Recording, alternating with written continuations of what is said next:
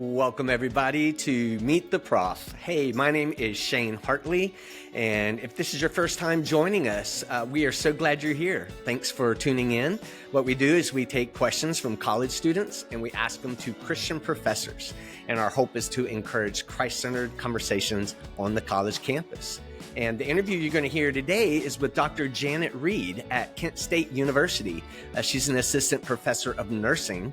And one of the things I love about these nursing professors is so many of them are doing research, they're doing teaching with VR, virtual reality. So I think you'll enjoy hearing some of how she's using technology in her teaching and in her research. Before we jump in, one is please remember to click on subscribe, follow, like, whatever you can on your app. And if you are a Christian professor, I want to invite you to check out our website, meettheprof.com, and consider putting a profile on there. It doesn't take long, and you can share some of how you've seen God work in your life to bring rescue to you and bring you to Christ even. So we'd love to give that to you as a platform. It's free, and a lot of students and others, even parents, can go on there looking for Christian professors. You can search by campus, by state, and it can be really helpful. We have over 500 professors on there now. So, well, without any further ado, let's jump in. Here's my interview with Dr. Janet Reed. Janet, this is really exciting to get to interview you, and I'd have to tell you, Dorinda and I just love you already because you're a nursing professor, and Dorinda worked as a nurse before going into ministry. So we love nurses and we love nursing professors. We both are very curious about something that you put on meettheprof.com, where you said your favorite city amongst many was Hilton Head, South Carolina. That's a place near to our hearts as well. So Nice. tell us, what do you love about Hilton Head? Well, growing up, that's one of the few places my parents took me on vacation. So I went Wow. as a kid with my brothers and my parents. So I have some special memories there. And then I've also gone with my family to Hilton Head a couple times. So like with our kids, we've gone and we always like to stay in the different plantations. So like we'll explore the Yeah. different areas of the island, and we love biking on the beach, which is like one of the really cool things about Hilton Head, right? Because the sand is so hard and you can bike the beach. So we always rent bikes when we're there, bike the Hmm. island, and we go to Coligny Plaza, and we go to the Sea Pines Nature Reserve, and we try to catch snakes and lizards. So Oh my those are goodness. some of the things we love. We haven't been in a while, so now you're making me want to go back to Hilton Head. Oh, yes. Well, I'm very similar. My family went as kids to Hilton Head, and now Dorinda and we try to go every anniversary we have. Oh, So it's in May, we'll nice. go for our Oh, anniversary. how fun. Yeah. Well, Janet, before we get into more personal things or serious things, I like to start with this light question of what is the most embarrassing moment you've ever had as a professor? Oh, well, I can think of a recent embarrassing moment. It may not be my most embarrassing moment, which I would probably Hmm. not want to share because you can imagine in nursing that we see all kinds of very embarrassing things in the clinical setting. So, Oh, um, but recently, this was pretty embarrassing for me, but it was good. I had a research assistant, my undergraduate research assistant, Delaney, was helping me with something, and I had been struggling all morning. Like I had been racking my brain with this technical problem, and I have a PhD in educational technology, so I pride myself in like being able to figure out tech. So like I could not figure out how to transform this text data into numbers within Google Sheets. I like called my friend and was like, "Can you help me?" And he set up like a playground for me and taught me how to do this like VLOOKUP thing. And I spent like hours, and I was getting really frustrated because I couldn't do it. So I finally just like gave up. I was like, I can't look at this anymore. I went to do the research with Delaney, my research assistant, and I was telling her how frustrated I was all morning. And she like within, 5 seconds comes up with a simple solution that I hadn't thought of. And like immediately I was able to fix the problem. And it was embarrassing because I'm like, I wasted so much time on this. And then I involved my friend, my computer friend, and I'm like, oh, that I shouldn't have involved him. That was a waste of his time. I should have known this, but it was embarrassing. But I'm also like, wow, like we're always learning from our students, our students that we're mentoring. mhm. I'm learning from them. They teach me so much. So it was humbling. It was a good reminder to, like, you don't have to do everything yourself. Check with other people, and sometimes they have the idea that you are missing. So, Oh, yeah. Do you think it encouraged your student to see you struggle with that? oh, I'm sure it did, and she felt really, she was really useful, and I think I gave her a big hug and was like, "Thank you so much." So yeah, Well, I really love how transparent you were on your in your profile on meettheprof.com. And it was great. This is my first time meeting you, but like I told you before we hit record, I feel like I'm starting to get to know you already from things you shared online. And so I would especially love to hear about as you came to Christ. You shared that when you're younger, you struggle with perfectionism, yeah. performance, and I'd love to hear like how you would say God rescued you from that and continues to rescue you from that. Yeah, so true. And he does continue because it's still something I struggle with. People who know me know that. But yeah, just growing up, I I really took my identity in what I accomplished and what I could do.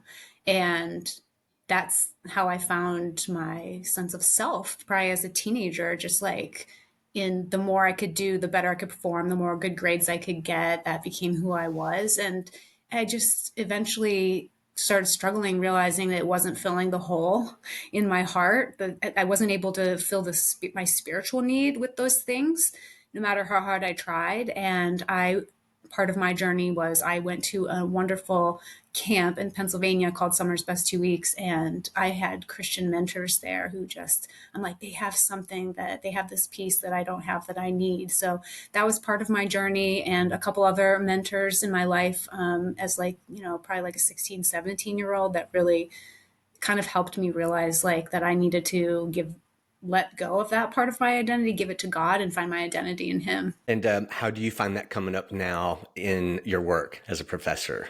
Yeah, so I still sometimes struggle with this as a professor because so much of being a professor that does research is about achievement and publications and Mm. grants and presentations, and you can always do more, and it's kind of never ending.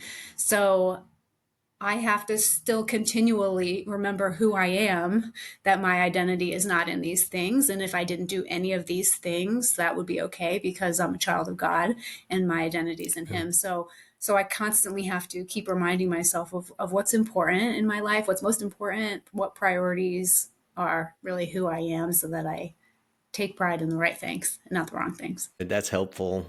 Yeah. Well, were there any other things that were really instrumental for you in your early Christian journey? You mentioned the mentoring and the camp and all. Were there any Mm-hmm. major turning points for you or growth moments?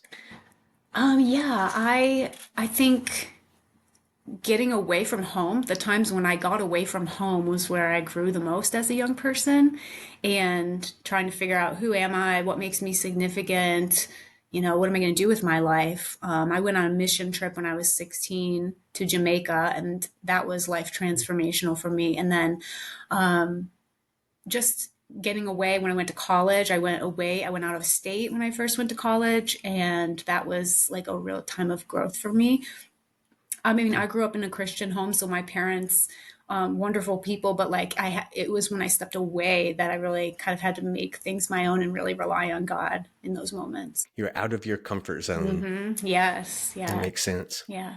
I think it still is true today. Like when I'm out of my comfort zone the most is when I grow the most. Mm. Yeah, and I mean I do a lot of nursing simulations, so it's the same principle there. Like we push students out of their comfort zone with in the simulated environment, and that's where they grow, the proximal zone of learning. And do you all use the Oculus at all? We had a nursing professor we interviewed early Yeah. on, Elise Thompson, Oh, who yeah. talked about using the VR. Yeah, I'm actually doing a VR research study right now. I'm using the MetaQuest, and we are just starting to get into that at Kent State. So we don't use it on a large scale, but I've been doing it with individual students, and it's really good. They really like the individualized decision making and feedback they get with the virtual reality. It's very fun. Oh, yeah. Yeah. I'd love to connect those more now too. We were talking about your journey and now with the students. So, what are some creative ways you found to let students know that you are a follower of Christ? Mm. For me, it's really important not just to let them know I'm a Christian, but through my actions, right? That like I think of the song, they will know we are Christians by our love. So I try to be the kind of person that emulates what a Christian should look like by loving people, especially people who Christians, don't always love well. That's my Mm, goal at the university, and I think a lot of students they're surprised by encountering a Christian faculty who is loving and accepting and not judgmental like they thought. So that's my mm, goal. I have a special heart for students who, are not Christians, and I have extra copies in my room of some different Christian books that I will give to students who I meet with. I have Christian art. I have like First Corinthians 13 art in my office that mm, might let someone know that I'm a Christian. I also help like advertise sometimes Christian clubs on campus outside my office or make announcements about those. So yeah, that's kind of how I've done it. But the most important thing to me is just to live, to live it out as a Christian, not just to tell it, but to be that kind of supportive person, loving person. yeah. When is the time that you had an opportunity to love a student when maybe it would have been not natural to love? Oh, that's a good question. And I'm thinking of like sometimes it's the students who come to you that they are angry about maybe a test, an exam grade, or they're angry about a Mm, paper that you graded, and they come to mm, your office emotional. And that's when I try to love them the most, and to listen to them, and to understand them, mm. and to show concern, and just to be a supportive faculty for them when it's sometimes hard to love when that's coming at you as a faculty. But You're not alone with that. I've heard stories similar. oh yeah. Well, it seems like some of the stories that Christian faculty have shared who have been most encouraging to other Christian faculty have been if God gave an opportunity for you to take some kind of a bold step of faith. And maybe it relates with what you were saying about when you've been away from home or out of your comfort zone. That's when you'll see God come through particularly. So, um, was there ever a time that God opened an opportunity for you, specifically on campus in some way, to take a bold step of faith? Hmm. Yeah, I think of a couple different things. We started a faculty staff group a couple years ago, so that was a bold step of faith that I had the blessing of being involved with the initial leadership who formed that group, and that's been a blessing. And then another thing I think of is just having just conversations with people around you, whether it's a colleague or a student. But being open to having spiritual conversations is sometimes feels like taking a bold step of faith when that Mm, happens. So I was doing some research at a nursing home last year, and I had student research assistants who did the surveys with the older adult participants. And one of the questions that they had to answer was on the Hope Hearth Index. And we were measuring levels of hope. And the question said, I have a faith that gives me comfort. And then they had to rate it on a Likert scale. So the students were like seeing all these older adults rate their levels of faith. And so it became very natural to have conversations with my student wow. research assistants about faith, and because they brought it up, they'd be like, did you see that patient that had such horrible chronic diseases and such a poor quality of life, and look how much faith they had. It was Mm, beautiful. Some of the older adults that we saw on this, and so it opened conversations with my research assistants about this. And at the time I didn't know my research assistants very well, so it felt kind of bold to talk about this with them, but I think it was really good and helpful for them. And now one of them who participated in this with me, now she's coming to Nurses Christian Fellowship Group, and so she's kind of growing in oh her yeah. faith. So it's been encouraging to see that. But sharing our faith doesn't have to be as hard as we make it. It's just can be naturally stepping into the things in your day that come about, and then just being open to God using you in whatever um, conversations and people that come about your day. So being very natural, but being available for it. Do you Yeah, find that it takes being attentive? You really having to be attentive for opportunities? it's very true. Yes. Yeah, and Mm, having to kind of like being willing to be interrupted and to slow down and not like to when you see those opportunities like to be willing to stop what you're doing and like hone in on them, which is sometimes hard for me because I'm very like task driven. I just want to get it done, but it's like I got to Yeah, be open to slow down. Think of that book, the Ruth. Have you read the book The Ruthless Elimination of Hurry? It's very I good. have. Like Jesus Yeah, was never rushed.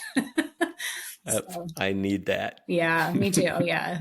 Well, so one of the things you said before this was about you starting this Christian faculty and staff group just a few Mhm. years ago. And I think there are a lot of Christian faculty who share that they feel a little isolated at times as a Mhm. believer on their Mhm. campus. Yeah. So what's been your experience and maybe something you would encourage them with in finding other Christian faculty and maybe anything you've learned as you all started your group? Yeah. Well, it only takes you finding one other person. And that's kind of how our group started was one or two people that noticed on each other's like, emails that they were using the word blessing or, and they were like, oh, I wonder, are they a Christian? They connected, they're both Christians. They decided to start meeting together and they started inviting other people. So our group went from like two or three people initially, and now we have like over 90 people across No the way. campus. Yeah. So they don't always come every No way. week, but 90 people on the listserv. And yeah, so and then the word just keeps spreading that this group exists by word of mouth, which is pretty awesome. So you can start small. And it's okay. We will pause right there and stay tuned next week for part 2 of my interview with Janet Reed. I think you're really going to enjoy some of the things she shares about her work on campus and how her faith intersects that. Please remember to like or subscribe wherever you're listening and watching this. You can find out more about Janet online at meettheprof.com and search her by name. And I'll put a link here in the description wherever you're listening or watching the podcast. And if you are a Christian professor, please consider going on to meettheprof.com and creating a profile to let others know some about God's work in your life. It doesn't take long to do, and we have a lot of help we can give you in the process. So if you're interested in supporting this ministry financially, thank you so much. And you can do that by giving online at give.cru.org. That's CRU.org /0424344. And we really hope that until next time, this encourages you to have a Christ-centered conversation on your college campus.